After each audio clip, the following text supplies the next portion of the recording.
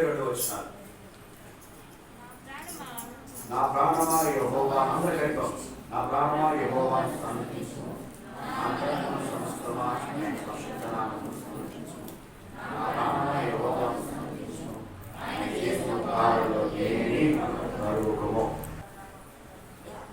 పరిశుద్ధ గ్రంథం బైబిల్లో నుంచి దేవుని యొక్క వాక్యం ప్రకారంగా ఈ కీర్తన 103వ అధ్యాయము 1-2 మనం చూస్తున్నాం. మరి దేవుడు చేసిన ఉపకారములను బట్టి ప్రభుని మనం స్తుతించాలి అనేది చూస్తూ మరి ఎన్ని కూడా మళ్ళీ ఒకసారి వెనక్కి కష్టం కనుక మన వాక్యంలోకి వస్తాం. ఏంటంటే నేను ఇర్మియా గ్రంథం 31వ అధ్యాయంలో నీరు కట్టిన తోట వలె దేవుడు మాకు చేసి ఉన్నాడు అని చూసాం. ఎవరు నీరు కట్టిన తోట వలె ఉంటారో కొన్ని లక్షణాలు చెప్పుకుంటూ వచ్చాం. తర్వాత ఎలాంటి నీరు కట్టిన తోటే కాదు, మనం ఎలాంటి తోటగా ఉండాలని దేవుడు ఇష్టపడుతూ ఉన్నాడు అని మీకు చూపిస్తూ మొదటి తోట ఏ తోట? దేవుని తోట. మొదటి తోట దేవుని తోట. రెండోది దేవుని తోటకి ఇంకో పేరు ఏం చెప్పానే? పరిశుద్ధమైన తోట. రెండోది ద్రాక్ష తోట. మూడోది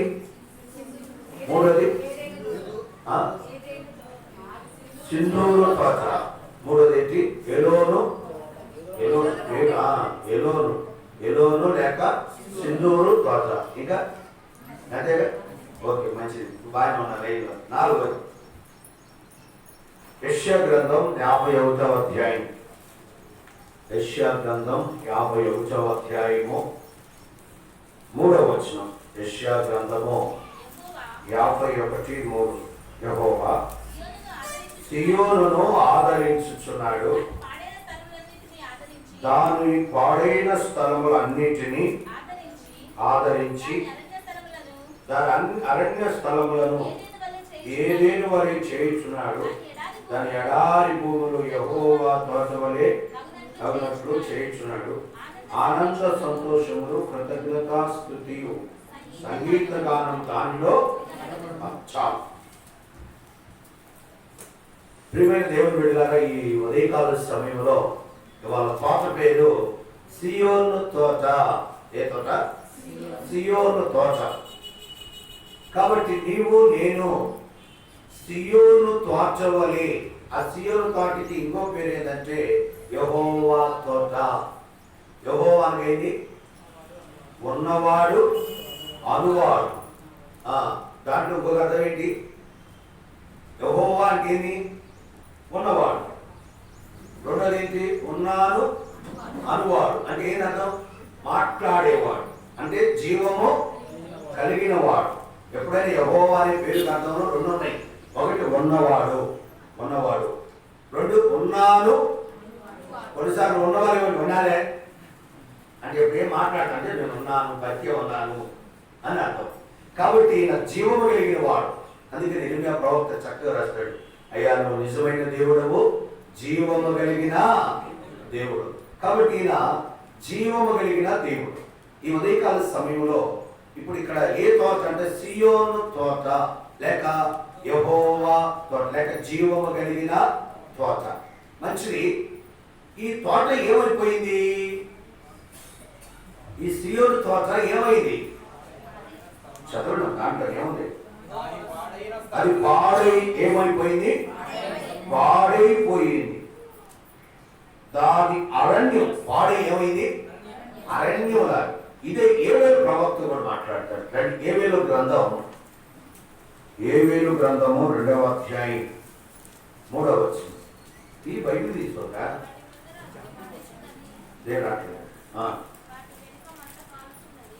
మా ఏవేలు గ్రంథం నేను 2-3 రోజులు వచ్చిన వాళ్ళకైతే ఏవేలు గ్రంథం తీస్తారు, కానీ వస్తుంది.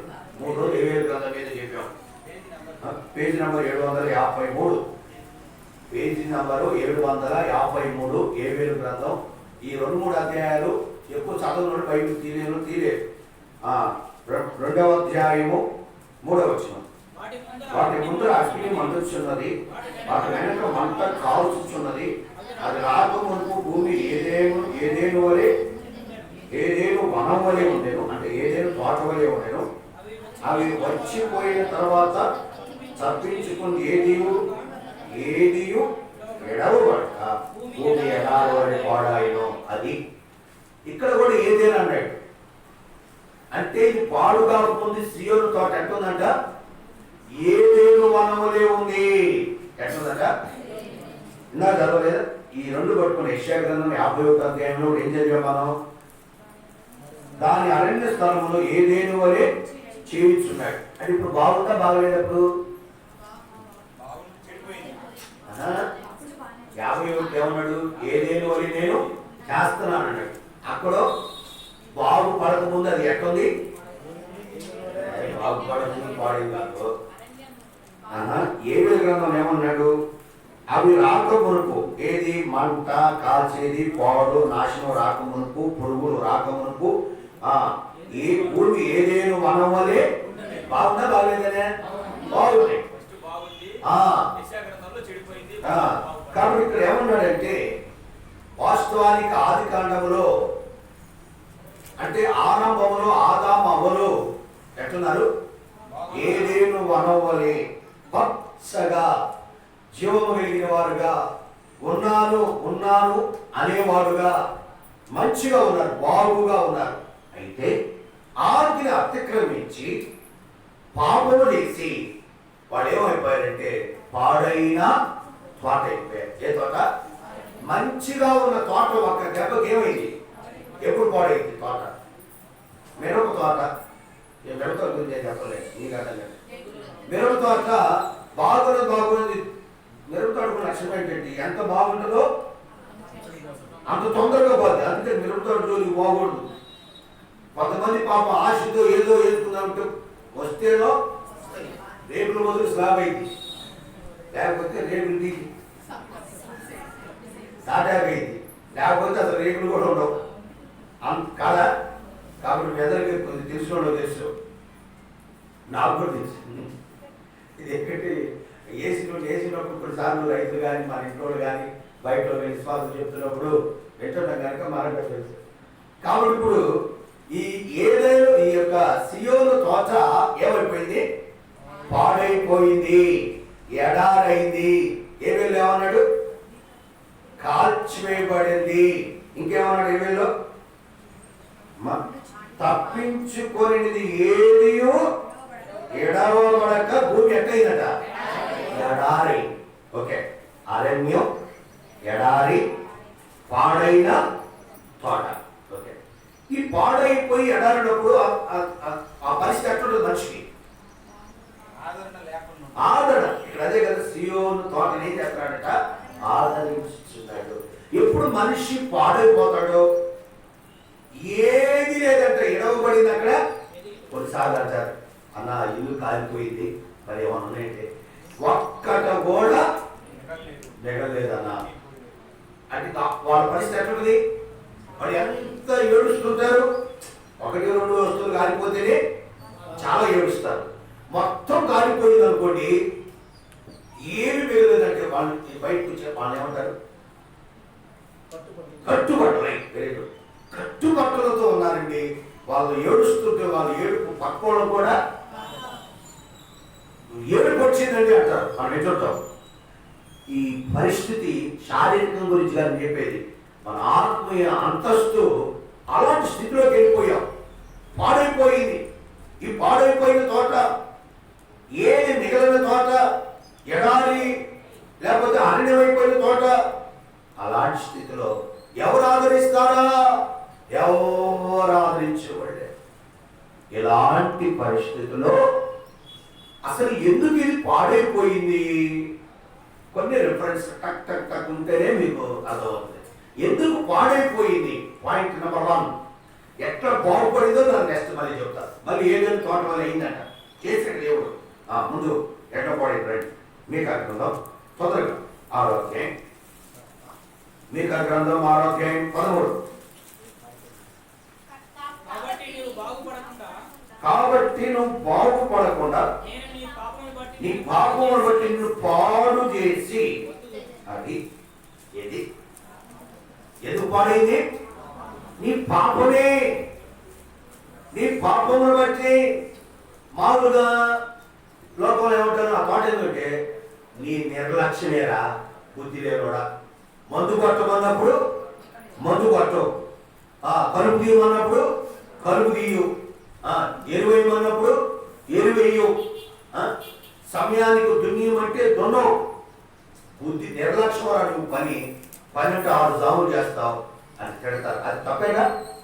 అదేవిధంగా ఇక్కడ పాపమును బట్టి ఏమైపోయిందంట, పాడైపోయి పాడు చేశానంటున్నాడు ఎంత స్పష్టంగా.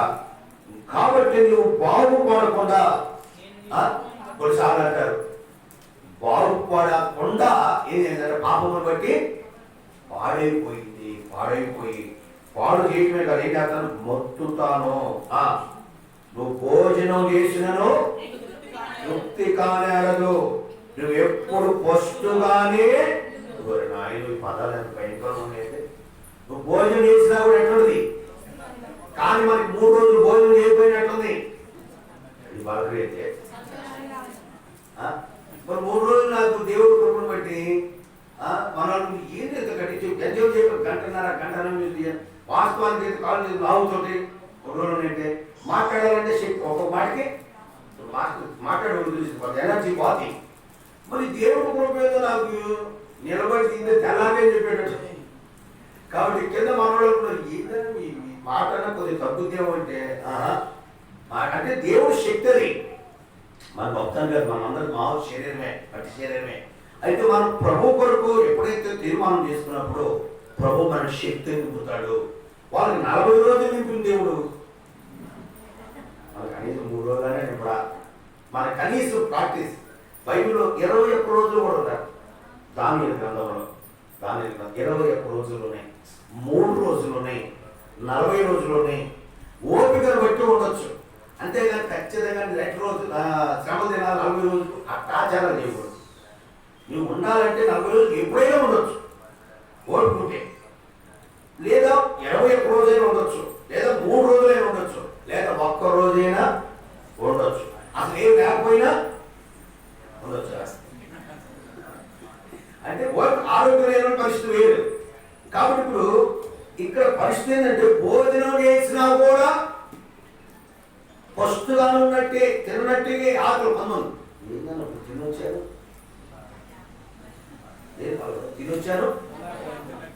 చిన్నట్టు ఎన్ని తిన్నావు అంటే 10 అంటే 10 ఆకలి కానీ షుగర్ టెస్ట్ చేయించుకోండి. షుగర్ కూడా లేదన్నా అంటే ఇది దేవుడు మహత్యం. షుగర్ ఉంటేనో షుగర్ మహత్యం కదా. కాబట్టి ఇప్పుడు కొన్నిసార్లు మన పరిస్థితి అట్లా ఉంటుంది. ఎన్ని ఉన్నా తృప్తి ఉండదు. కొంతమంది చూడండి సిస్టర్స్, ఎన్ని శారీస్ ఉన్నా,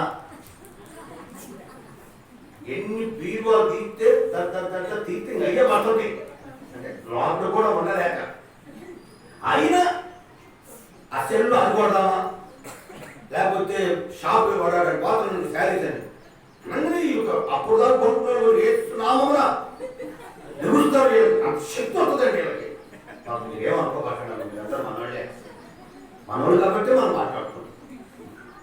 కాబట్టి ఏదో పాపం వాళ్ళలో ఉన్న అదేంటో కానీ దాదాపు సహోదరులకు అంత ఉండదండి. నేను అసలు తొందరసారి అసలు నా అంతా నేను తీసుకుని ఇష్టపడ్డాను, ఏదో దిక్కు నుంచి వస్తే తప్ప ఇష్టపడ్డాను. అసలు ఏముందిలే అనుకుంటాను, అందులో ఎప్పుడు ఒకే అనుకుంటాను నేను. కాకపోతే శుభ్రంగా ఉన్నట్టే ఉంటుంది కాబట్టి కదా. కాబట్టి ఏమి ఎక్కువ ఇష్టపడి వాళ్ళు తీసుకుంటే నేను ఇష్టపడ్డాను. కానీ ఇంట్లో వీళ్ళే ఏంటంటుంటో తీసుకుని ఒకటే బాగా చేస్తుంటారు. అయితే నేను చెప్పింది ఏంటంటే తీసుకుంటారు మీ ఇష్టం అది. కాబట్టి అయినా ఏముండదు, తృప్తి ఉండదు. ఏం తెచ్చుకోండి మనం తెచ్చింది వద్దులే, అసలు నాకు వద్దులే కాదు. మరి ఇదొకటి ఏంటంటే తృప్తి లేని జీవితం. ఎన్ని తెచ్చినా తృప్తి లేదు, ఎంత తిన్నా తృప్తి లేదు. ఒకవేళ ఎంత నిద్రపోయినా ఏ తప్పే వెళ్ళిపోతాడు. ఎందుకంటే పడుకున్నాం 8 ఇప్పుడు పడుకున్నట్టు నీకు అట్లా రావాలమ్మా. భయం లేదు.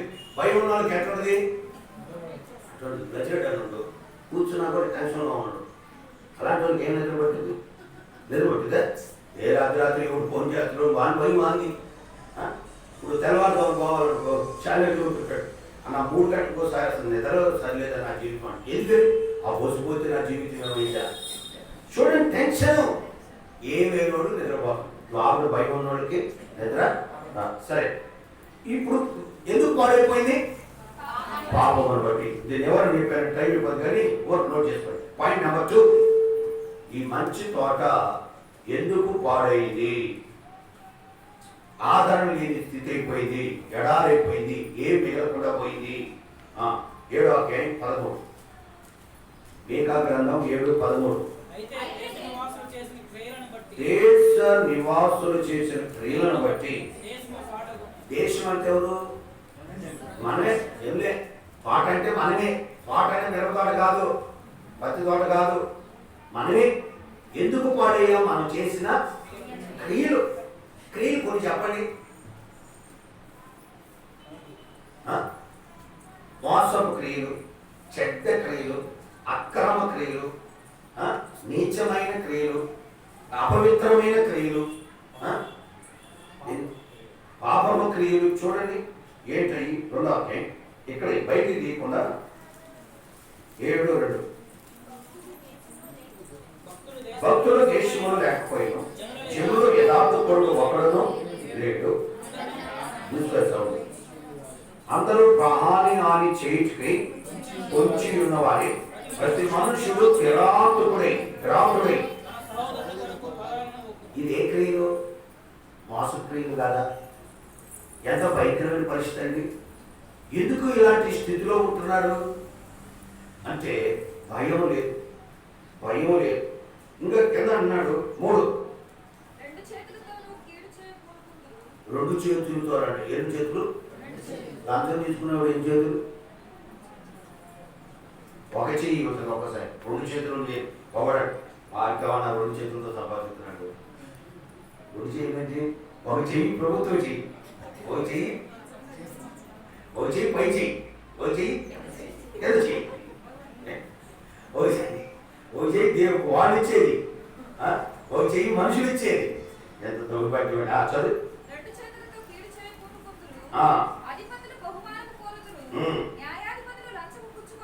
ఈ లాయర్లందరూ ఏం వాడతారంట? లంచం లేని నాయకుడు ఉంటారంట. అంటే దేవుడు నమ్మినోడు ఎట్లుందో తెలియదు కానీ నాకు నమ్మిన నాయకులు కోరుకు చర్చిలో ఉన్నారేమో కానీ వాళ్ళు ఎట్లుంటారో తెలియదు. కొంతమంది దేవుడు నమ్మిన నాయకులు ఉన్నారు కానీ వాళ్ళు ఎట్లా ఉన్నారనేది నాకేది తెలియదు. వాళ్ళ మనస్సాక్షిగా తెలియాలి. కానీ ఇక్కడ లంచం తీసుకునే నాయకులు ఉన్నారు. గొప్పవారు తమ మోసపు కోరికలు కొన్నిసార్లు పేపర్లో కానీ సెల్లులో యూట్యూబ్లో ఇస్తాడు. పై ఆఫీసరు అక్కడ అధికారులు, ఆడవాళ్ళు అధికారులు ఉంటే మోసపు కోరికలు కోరుతారు. కొంతమంది సహాయం చేయమని అడిగితే ఈ సహాయం చేస్తాను నా కోరిక తీరిస్తే. ఎంతలేదా? చదవట్లేదా? ఏ కోరికలు? మోసపు కోరికలు. వాళ్ళ ఆపదతో ఏదో వస్తే హాస్పిటల్ కొంతమంది వస్తే హాస్పిటల్లో ఉన్న కంపౌండర్లు కానీ హాస్పిటల్లో ఉన్న డాక్టర్లు కానీ చదవలేదా? మోసపు కోరికలు. ఇట్లా ఎంత భయంకరమైన పరిస్థితి. ఎన్ని ఏ క్రియలు? చెడ్డ క్రియలు. ఇక్కడ అన్నది అనేక మంది దేశ నివాసులు చేసిన క్రియలు అంటే చెడ్డ క్రియలు. ఒక మాట, ఈ చెడ్డ క్రియలను బట్టి దేశం ఏమైపోయింది? తోట ఏమైపోయింది? నీ తోట పాడు కావటానికి, నీ కుటుంబం పాడు కావటానికి, వ్యక్తిగతమైన నీ అంతరంగమైన మంచి తోటను పాడు కావటానికి నీ క్రియలే కారణం. నువ్వు బాగున్న దానికి ఎందుకు పాడైపోయావు? ఎక్కడో నీ క్రియలు దేవునికి విరోధమైనవి, దేవునికి అక్రమైనవి. నా జీవితంలో, నా శరీరంలో, నా వ్యక్తిగతం చెప్తున్నాను, లేదా కుటుంబంలో కానీ ఏ బలహీనత వచ్చినా ఏదొచ్చినా నాకేదో చిన్నప్పటి నుంచి ఒక అలవాటు. వెంటనే ప్రభా ఎక్కడైనా నీ మాట వినలేదా? ఎక్కడైనా త్రోవ తప్పానా? నేను ఎక్కడైనా దుఃఖ పెట్టానా? నిన్ను ఎక్కడైనా ఏడిపించానా? లేకపోతే శ్రమ ఎందుకు వచ్చింది? ఒకసారి మొత్తం రివైండ్ చేసుకుంటాం. మొత్తం ఎక్కడైనా లోపం ఉందా? ఎందుకు వచ్చింది ఇది ఇట్లా అనుకుంటా అని. నిజమే, ఈ పొరపాటేనేమో. దేవుడు అడిగితే దేవుడు మా లోపల చూపిస్తాడు. నువ్వు ఆశతో అడిగితే ఒకరు నీకు చూపిపోయినా బైబిల్లో అడుగు. అది అర్థం కాకపోతే 3వ చెప్పండి. మందిరంలో అయ్యా నీ సేవకుల ద్వారా మాకు లోపం చూపి అయ్యా, నువ్వు చెప్తే మేము అర్థాలు కొన్నిసార్లు మనందరూ మనకు అర్థం కాదు, బైబిల్ ప్రకారం అర్థం కాదు. ముందు మనం పరీక్షించుకున్నాం. ఫస్ట్ ఏం కనపడలేదు, మనకి ఇది కనపడదు అసలు, మనంత రైట్ అయి ఉంటుంది.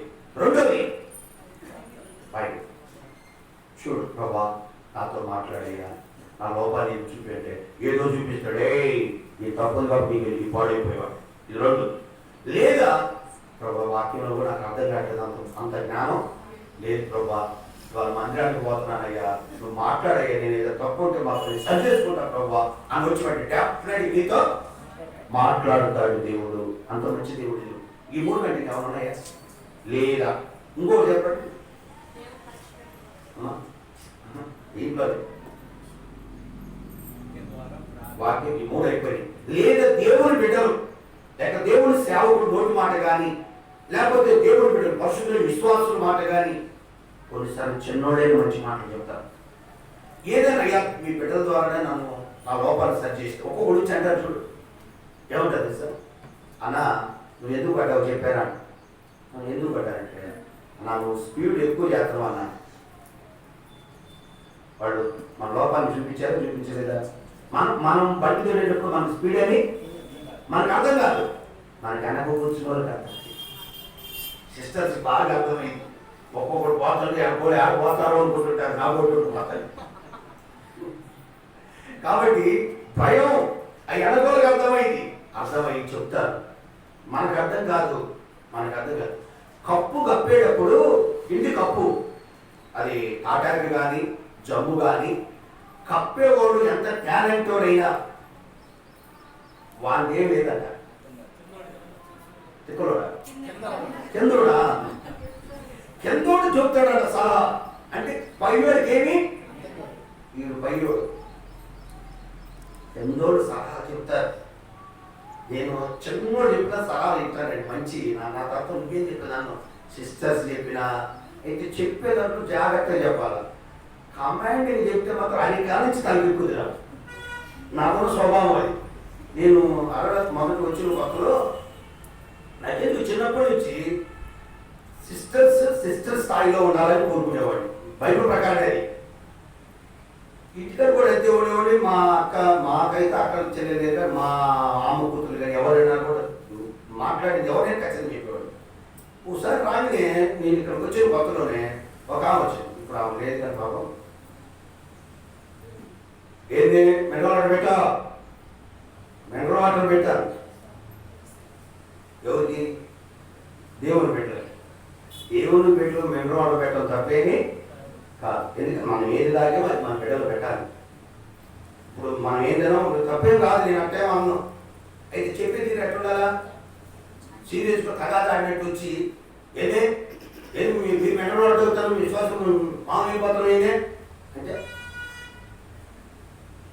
పోయి మినరల్ పోయి నన్ను కూర్చోరు, ఏం కామెంటింగ్ లేదా పోయినాం ఏం చేస్తావు, ఏం చేస్తావు మేమేం చేస్తాం అని వేగులు పోయా. ఇది దాని పరిస్థితి. సలహా చెప్తాను, అయ్యా మాట చెప్తారే ఏదమ్మా, అందరికి ఏదో రకమైన ఆలోచన వస్తుంటాయి, మినరల్ వాటర్ పెట్టుకో తాగలేకపోతున్నారయ్యా అంటే ఎట్లుంటుంది, మంచిగా ఉంటుందమ్మా. ఎప్పుడైనా గుర్తుపెట్టుకోండి, మీరు పిల్లలు వచ్చారా నాకు సలహా ఇవ్వచ్చు. పిల్లలే మీరెవరు అన్నా అసలు పిల్లలే అన్న నాకు బాగుంటుంది అన్న, ఈ లైట్ బాగలేదన్నా నచ్చింది ఇక్కడ పెట్టాను అన్నారు అనుకో, కరెంట్ అనుకుని ఇక్కడ పెడితే బాగుంటుందో ఫ్యాన్ తగ్గుతుంది అనుకుని పెడతాం. అంటే అర్థం కాదని చెప్తున్నా. సలహా చెప్పవచ్చు కానీ కమాండింగ్ చేయకూడదు. చెయ్యి అని మాట రాకూడదు అన్నమాట. సలహా చెప్పవచ్చు. భార్య కూడా భర్తకి కమాండ్ చేయకూడదు. ఏం చేయాలి? భార్య సలహా చెప్పు.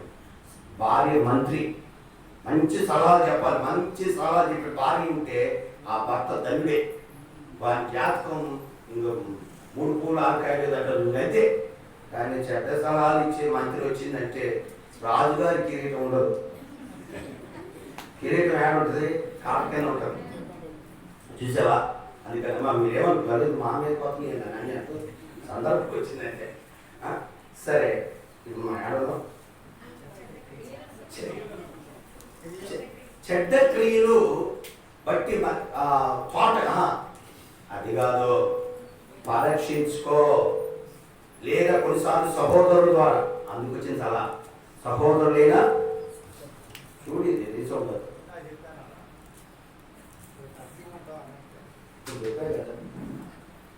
కాబట్టి ఇప్పుడు ఏంటంటే ఈ మన క్రియలను కొన్నిసార్లు సహోదరుల ద్వారా కూడా మనకంటే చిన్నవాళ్ళ ద్వారా కూడా మనకేం చేయొచ్చు. ఇది అందుకని మీకు ఈ దెబ్బ వచ్చిందేమో, అందుకని ఈ కష్టం వచ్చిందేమో అని ఒక్కొక్కరు కారణాలనే వాళ్ళు ఉంటారు, అది వేరు.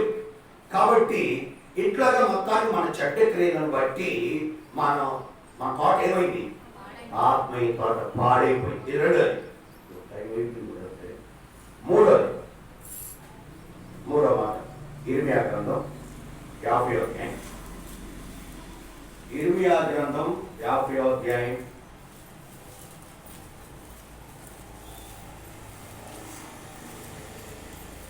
23.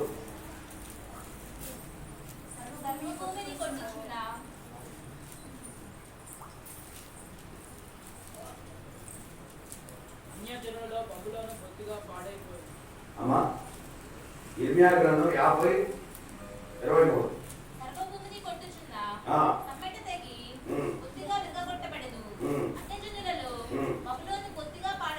ఏమైందంట? పొత్తిగా పాడైపోయిన. నా మాటలు కూడా పూర్తిగా ఏమి ఎడవబడుకున్న అంత ఏమైంది, పాడైపోయింది. చదవండి, ఎందుకో బబులోను నేను పట్టుమనడికి బోని పెట్టి ఉన్నాను, తెలియక నువ్వు పట్టబడి ఉన్నావు, యెహోవాతో నువ్వు యుద్ధం చేయబోనుకుంటువి, నువ్వు చిక్కుబడి పట్టబడి ఉన్నావు. అది ఏంటంటే ఇక్కడ ఎందుకు పాడైపోయావు? యెహోవాతో యుద్ధం చేస్తున్నావు, దేవునితో యుద్ధం చేస్తున్నావు. ఏ వ్యక్తి అంటే దాన్ని ఏమంటారు, దేవుని మీద తిరుగుబాటు. ఏ వ్యక్తి అయితే దేవుని మీద తిరుగుబాటు చేస్తాడో, ఏ వ్యక్తి అయితే దేవుని మీద యుద్ధం చేస్తాడో ఆ వ్యక్తి ఏమవుతాడు? ఎందుకంటే బయట ఏముంది, ఆయన విరోధంగా రూపింపబడిన ఏ ఆయుధం దేవునికి విరోధంగా సేవకుడైన వర్ధుడు. ఆయన సేవకుడైన విరోధం ఉంటే సేవకుడు తీర్థం తాట. విశ్వాసమైన ఎవరైనా అక్కడ, అందుకని ఏమన్నాడు అక్కడ పదం, ఆయన విరోధంగా రూపింపబడిన ఏ ఆయుధం. ఏ అంటే ఎవడైనా, కొమ్ములున్నా కొమ్ములు లేకపోయినా, బలవంతులైనా బలహీనులైనా, సేవకుడైనా ఎవడైనా సరే, సీనియర్ అయినా జూనియర్ అయినా, ఎవరినైనా తిరుగుబాటు చేస్తే లేదా దేవుడితో యుద్ధం చేస్తే ఎవరు పోతారు? పాడైపోతారు. ఆయనతో యుద్ధం చేసి గెలిచినోడు ఉన్నాడా? ఆయనతో పోరాడి జై పొందినోడు ఉన్నాడా? ఎంతవరకు సృష్టిలో లేవి ఇక్కడ ఉన్నాడు కూడా. జాగ్రత్త. అందుకని అంటాడు, ముళ్ళు కొరకు ఎదురు దన్నుట, ముళ్ళు కొరకు ఎదురు దన్నుట అసాధ్యం. చదవా ములుగర అంటే ఏంది? ములుగరండి, ములుగొల అంటాడు అక్కడ. ములుగర తెలుసు కదా మనకు, గేదెలు అంటే ఇప్పుడు ములుగర లేవు అనుకుంటా, ఉన్నాయా? దున్నపోతులకు ఉపయోగించేవి. మామూలు ఎద్దుల కంటే కూడా దున్నపోతుల కింద తొందర కదలవని చదివాడు. ఎద్దులు కూడా ఉపయోగిస్తున్నారు, కానీ ఈ ముళ్ళుగర ఇట్లా గుంచుతా ఉంది. అయితే ముళ్ళుగరకి ఎదురు తనడం అంటే ఏంది? ముళ్ళుతుంది తన్నే కొద్దిగా ఏమైంది? ముళ్ళుగర దెబ్బ నీ దెబ్బ అసలు ముళ్ళుగా తీసేసి ముళ్ళు ఎక్కిలేను. ఏమైతే సార్ ముళ్ళుకి ఏమైందంటే నీ మన ఇదట్లా మనకి ఎంత ఓర్చుకోవచ్చు అంతే, అంత కోర్చుగా లోపలికి వెళ్ళిపోతుంది. జాగ్రత్త. ముళ్ళుగార పెట్టింది ఎందుకో తెలుసా? ముళ్ళుగారికి సపోర్ట్ ఉంటుంది వెనక ముళ్ళు, అది ఆడి వెనక బాగది బుద్ధితో నీకే లోపలికి పోతుంటుంది. అయితే దేవుడితో కూడా అంతేనంట. కాబట్టి అందుకని మనం పాడైపోయాం. ఇప్పుడు ఏం చేసాం? 3 చూసాం. 40 కీర్తన గ్రంథం 91 తొందరగా. కీర్తన 91:6. చీకటిలో సంచరించి తెగులుకైనను, మధ్యాహ్నమందు పాడు చేయు రోగములకైనను చాలు. నా పాయింట్ ఏంటంటే పాడు చేయుట. ఎందుకు ఈ తోట పాడైపోయింది? మన జీవితం అనే తోట బాగున్న తోట ఎందుకు పాడైపోయింది? 3. ఏంటిది? 4. చీకట్లో సంచరించు తెగులు, మధ్యాహ్నం పాడు చేయు రోగం. తోటలుగా మన రోగాలు మన మన తెగుళ్ళను బట్టి మనం ఏమయ్యాం? పాడైపోయాం. ఎందుకు అంటే రోగాలు, మన రోగాలు. అయ్యా రోగాలు ఎందుకు వచ్చి పాడైపోయినాయి?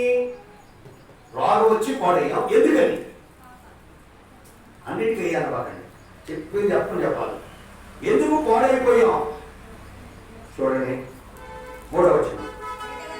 వేటగా నువ్వు నన్ను విడిపించును, నా ఆశ్చర్యకరమైన తెగులు రాకుండా నిన్ను రక్షించును.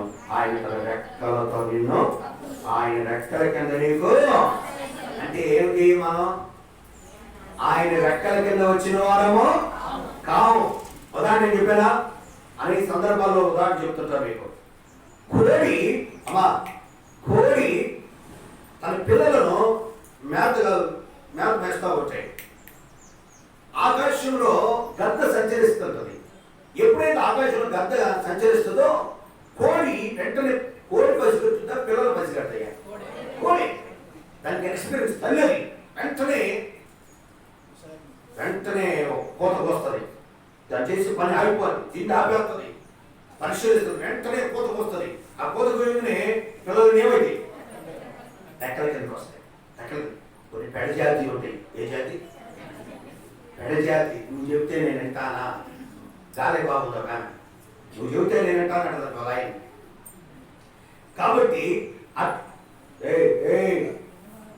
కాబట్టి వినను మొండికి. కాబట్టి కొంతమంది భర్తలు అంటుంటారు, కొంతమంది భార్యలు అంటుంటారు. నేను ఒక్కనే చెప్పాను అనుకో, ఇంటికి పోతే నీ కోరి ఇది అయిపోయింది అంటారు. అందుకని ఇద్దరు కలిపితే సైలెంట్ కూర్చుంటారు. కాబట్టి ఇప్పుడు ఇక్కడ కూడా ఈ తల్లి పిలిచినప్పుడు రెక్కల కింద రాకుండా కొన్ని పెడచేతవి ఉంటాయి. ఈ రెక్కల కింద ఉన్న కోడి పిల్లలు పాడైపోయా? పాడుగా. ఒకసారిట ఒక ఇల్లు పూరీలు కాలిపోయింది. పూలు అంటే ఏదో అన్ని పూరీలు ఉండేవి. ఎండాకాలం వచ్చింది తక్కువ. నేను చిన్న పూలు ఆయిల్ అందరూ ఉద్యోగం లేదు చూడడానికి బాబు. ఇప్పుడు అంతగా లేదు, అప్పుడు వసతులు కూడా లేవు కనుక. సరే, అలా పరిస్థితున్నప్పుడు ఆ కోడి ఇంత ముందు పూరీలకి పల్లెటూరు ప్రతి ఇంటికి ఏమిటి? ఒక కోడికి పిల్లవాడు, కోడి గూడు తిరిగి నేను కూడా కోడి గూడు వేసా. మట్టి తీసుకొని మేము కళాకారం నేను కూడా అలా అంటాడు. కాబట్టి వేసి నిధులో మమ్మల్ని మళ్ళీ వేసి ఏమో పొలంలో చెరువులో కర్ర పెట్టి వేసి మళ్ళీ దానికి రాయి దాన్ని పెట్టి స్టాండర్డ్ అనమాట. అట్లా ప్రతి పల్లెటూరు కట్టుండి ఆ కోడుగుడ్లు తినేవాడు కాదు. అవన్నీ మళ్ళీ పొదిగించి ఆ పిల్లలు మళ్ళీ అదొక అభివృద్ధి. అట్లా దానికి అట్లా చేసేవాడు కొంతమంది. కాబట్టి దాని ద్వారా రిస్కులు కూడా ఉంటాయి, పేర్లు వస్తాయి. దాని పేరు అప్పుడు ఉంటుంది, త్వరగా చాలా కష్టాలు ఉంటాయి. అయినా ఎన్ని అవునా కదా? అవును. కాబట్టి ఇప్పుడు అలాంటి పరిస్థితి. ఇప్పుడు కోడి ఇల్లు తగలబడింది. ఇల్లు తగలబడింది. కోడి పిల్లలన్నీ దాని చేత ఉన్నాయి. ఆ గంప మొత్తం తగలబడింది. కోడి కూడా తగలబడిందంట. ఇంటిలోకి వచ్చి ఆర్పిస్తారు. కోడి మాత్రం నల్లంగా అయిపోతే అంతే ఉన్నది. ఇంకా అయిపోయింది, పిల్లలు యాడ్ చేసిపోయిన అనుకున్నారు. తీరా ఆ కొట్టుకుంటే ఎక్కడ రెక్క ఊడిపోయినాయి. తీగనే పిల్లలు ఆడున్నాయి. అంటే నేను చనిపోయినా పర్వాలేదు కానీ నా పిల్లలు బ్రతకాలి, ప్రభు కొరకు. అదే చనిపోయింది కూడా. కాబట్టి నేను చనిపోయిన రెక్కల కిందకు వచ్చేదాకా పిల్లలు ఏమైంది? బ్రతికిని. అదేవిధంగా తల్లిదండ్రులు కూడా అయితే మేము చచ్చిపోయినా పర్వాలేదు, మేము తిరిగి రాకపోయినా పర్వాలేదు, మా పిల్లలు బాగుండాలా. నేను ఎన్నోసార్లు చెప్తా ఉంటా. మా అమ్మ మా నాన్నోళ్ళు చిన్న మేము చాలా పేద కుటుంబం చెప్పాను కదా. అలాంటిది అయితే జొన్నలు దొక్కేవాడు. వాళ్ళ జొన్నలు అయ్యో మా పిల్లలు తెలియదు ఒక గెద్ద బియ్యం ఉండేవాడట. మా అమ్మ సరోజన అంటే మేము చూసినప్పుడు మా అమ్మలు గుర్తుంటారు. కాబట్టి సో మాకు వరన్న ఉండేవాళ్ళు. ఏందమ్మా అంటే అయ్యా అందరికి ఇవ్వయ్యా బియ్యం అంటే, మరి తల్లిదండ్రులు జొన్నలు మేమంటే పనిచేసేవాడు వెయ్యనా? తల్లి ప్రేమ చూడండి అలాంటిది. ఇలాంటి తల్లిదండ్రులు మర్చిపోతుంటే ఈ దరిద్రం రకాల ఏమవుతుందంటే, ఏ ప్రేమ సహోదరి కానీ వాళ్ళు తినబోయి కొడుసారి తల్లి తన బిడ్డ పెట్టి ఏదమ్మా నువ్వు తిన్న తర్వాత నువ్వు ప్లేట్ ఒకటే ఉంది ఏంటంటే నేను తినలేదయ్యా అని. అలా తల్లు ఉంటారు లేరా? ఇప్పుడు తల్లి తండ్రి కంటే తల్లి ప్రేమ వేరు. జీవితంలో నీ తల్లిని ఏడిపిస్తే తల్లి కానీ తండ్రి కానీ 7-14 తరాలు శాపాలు. సరే ఇప్పుడు ఇక్కడ ఏమన్నాడు అంటే ఆ రెక్కల కింద పిల్లలు ఇప్పుడు ఎందుకు మనం పాడవుతున్నాం అంటే ఎక్కడ రాట్లా, రెక్కల కిందకి రాట్లా, ఆయన ఆశ్రయించట్లా, ఆయన సన్నిధికి రావటం లేదు. అందుకని మనం ఏమైపోతున్నాం, ఎవరు దేవుడి సన్నిధికి రాకుండా ఉంటారు వాడు ఏమైపోతారు, పాడైపోతారు. గుర్తుపెట్టుకో, దేవుడి సహవాసానికి దూరం అయిపోయావంటే, దేవుడి సన్నిధికి దూరం అయిపోయావంటే, ఆయన రెక్కల కిందకు దూరం అయినట్టే నువ్వు, అప్పుడు ఆటోమేటిక్గా దిన ఏమైపోతావు, పాడైపోతావు. ఇది ఏనది నా లాస్ట్ రండి. అంటే రాగు గురించి కూడా ఉండదు కానీ అవన్నీ చెప్తే టైం అవుతుంది కానీ చూపించలేదు, 5 చూపిస్తాను రండి. ఇప్పుడు సరే టైం అయిపోయింది కానీ మిగిలిన వచ్చే వారం చెప్తాను. అసలు వాస్తవానికి చెప్పి బాగుపడేది కూడా చెప్పాలి కానీ అయిపోయింది కూడా టైం కనుక టోటల్ ప్రాణాలు ఏం చేస్తారంటే ఇప్పుడు ఇందాక యెషయా 50 చదివించాను కదా ఏం చేశాడు, ఈ పాడైపోయిన తోటను ఆయన మళ్ళీ ఏదేను వలే ఏం చేశాడు, బాగు చదువు చూడండి సార్.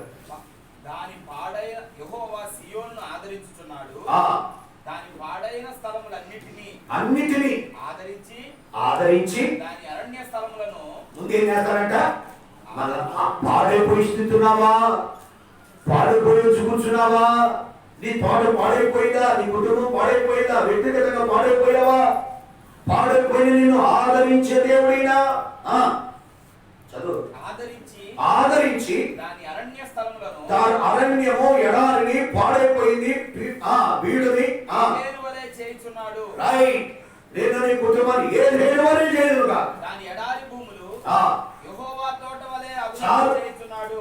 ఏదేను వలె, యెహోవా తోట వలె. ఏదేను అని పేరు అర్థం ఏంటి తెలుసా, ఆహ్లాదము. నోట్ చేసుకున్నది కూడా ఆహ్లాదం. ఆహ్లాదం అంటే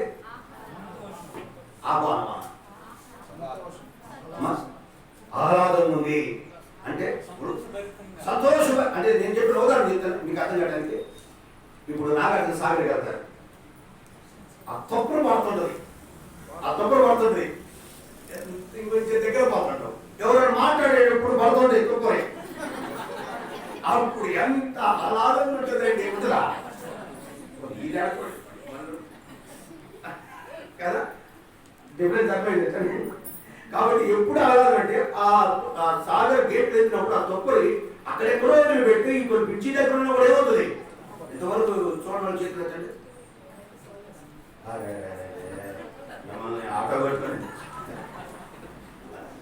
అరే ఆ తొక్కరి పడతా ఉంటే ఇంకొద్ది పిల్లలైతే ముందుకు వాతావరణం పెడుతుంటది, ఆహ్లాదకరంగా ఉంటుంది. కొన్నిసార్లు వాతావరణం ఎట్లుంటుంది, చల్లగా ఉందనుకో పనిచేసేటప్పుడు ఎట్లుంటుంది ఆహ్లాదం. ఎంత విమానం మొత్తం అవుతుందనుకో అప్పుడు ఎట్లుంటుంది, మామూలు ఉండదు. రైట్, కోరిక అర్థమైంది కదా. ప్రభా, పాడైపోయిన నా తోటని, చెడిపోయిన నా తోటని, ఎడారి వల్ల ఉన్న నా తోటని, ఏమి మిగిలిపోయి పొత్తిగా పడిన నా తోటని ఏం చేశావు, ఏదేను తోట వలె చేశావు, ఆహ్లాదకరంగా చేశావు. అంటే ఇప్పుడు పాడైపోయినప్పుడు ఏముంది, దుఃఖం, ఏడుపు. ఇప్పుడు ఆహ్లాదం, సంతోషభరితమైన జీవితం చేశావు. ఇప్పుడు టైంలో నేను వర్ణించడానికి కానీ ఆరాధన చేయడానికి మాత్రం కామన్ పాయింట్ చూపించాను. వచ్చే వారు కంప్లీట్ చేస్తాను. మోకరించండి.